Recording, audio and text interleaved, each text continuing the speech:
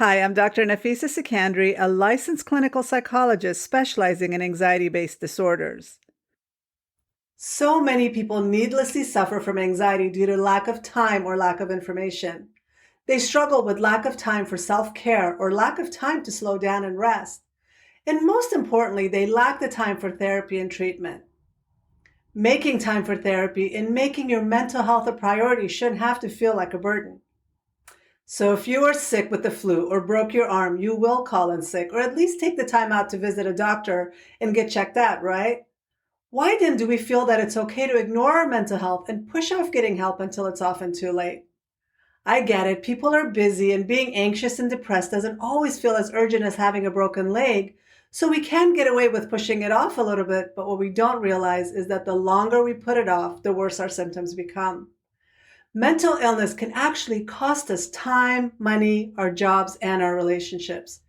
We may not have the time or money to invest in our mental health, but not investing in our mental health can end up costing us even more money in terms of loss of productivity, low job performance, and even lack of job promotions, which could impact us financially.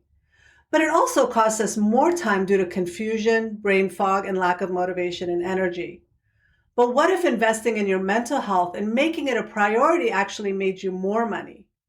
What if this investment led to you being more productive at work and led you to have more job promotions?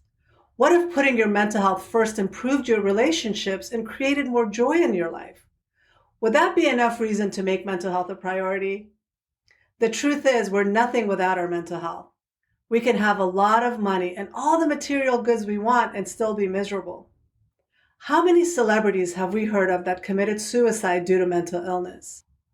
I was so sad to hear about the actor and comedian Robin Williams because he brought so much joy to others through his movies and comedy, but he was so miserable. Chasing fame and money only brings temporary joy and happiness, but it's not lasting. What's lasting is feeling content, confident, and at peace. We can only feel content and at peace by making our mental health a priority. When you're stressed and overwhelmed, just the thought of taking care of your mental health can seem like an overwhelming and paralyzing task. The good news is that just by making subtle changes to your lifestyle can do wonders for your overall well-being. You'll feel more present in your life, your sleep will improve, and so will your relationships. Given the stigma associated with mental illness, many would rather ignore their mental health or even avoid talking about taking care of their mental health in order to avoid being labeled or even seen as weak. Another stigma or myth is that mental illness can last forever or people with mental illness can't function on a day-to-day basis. The fact is that the majority of people living with mental illness live highly functional and productive lives. Although some mental illnesses are not curable, the majority of mental illnesses are treatable.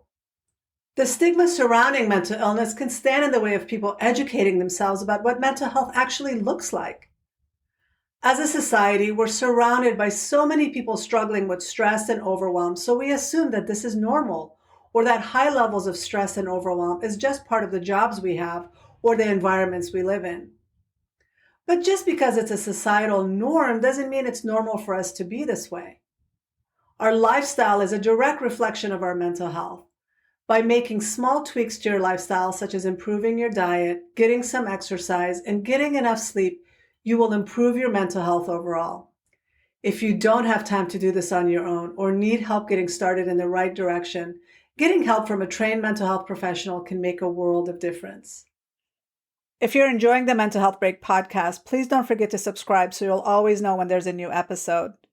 If you're listening on Apple Podcast, be sure to give us a review or 5-star rating since that'll help others find the podcast. I can't wait to see you here next week. Same time, same place. Bye for now.